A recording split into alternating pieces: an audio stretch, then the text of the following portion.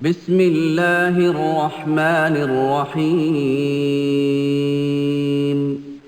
ایک ایسی غلطی جو حج اور عمرے کے دوران اکثر لوگ کرتے ہیں وہ کیا کہ لوگ جیسے ہی احرام باندھتے ہیں اپنا داہنا کندھا ننگا چھوڑ دیتے ہیں، حالانکہ حکم یہ ہے کہ جب طواف کا آغاز کیا جائے اس وقت جو داہنا کندھا ہے اسے ننگا رکھا جائے، جیسے ہی طواف ختم ہو کندھے کو ڈھانپ لیا جائے۔ اور ایک بات یہاں میں یہ بھی بتلا دوں وہ یہ کہ اگر آپ طواف کر رہے ہیں خانہ کعبہ کا تو نماز کے لیے اقامت ہو گئی، اب نماز کھڑی ہو گئی ہے، اب وہاں آپ نے اس حالت میں آپ نے اپنے دونوں کندھوں کو ڈھانپ لینا ہے۔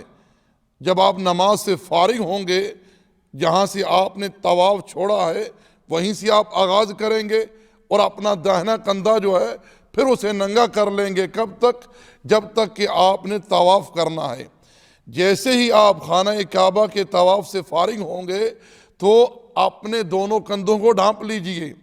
جو صفا مروہ کی سعی ہے وہاں کندھا ننگا رکھنے کا کوئی حکم نہیں ہے، لیکن آپ نے دیکھا ہوگا کہ اکثر لوگ صفا مروہ کی سعی کرتے ہیں، ان کے کندھے جو ہوتے ہیں وہ ننگے ہوتے ہیں، حالانکہ یہ بات بالکل خلاف سنت ہے، اسے ترک کرنا چاہیے۔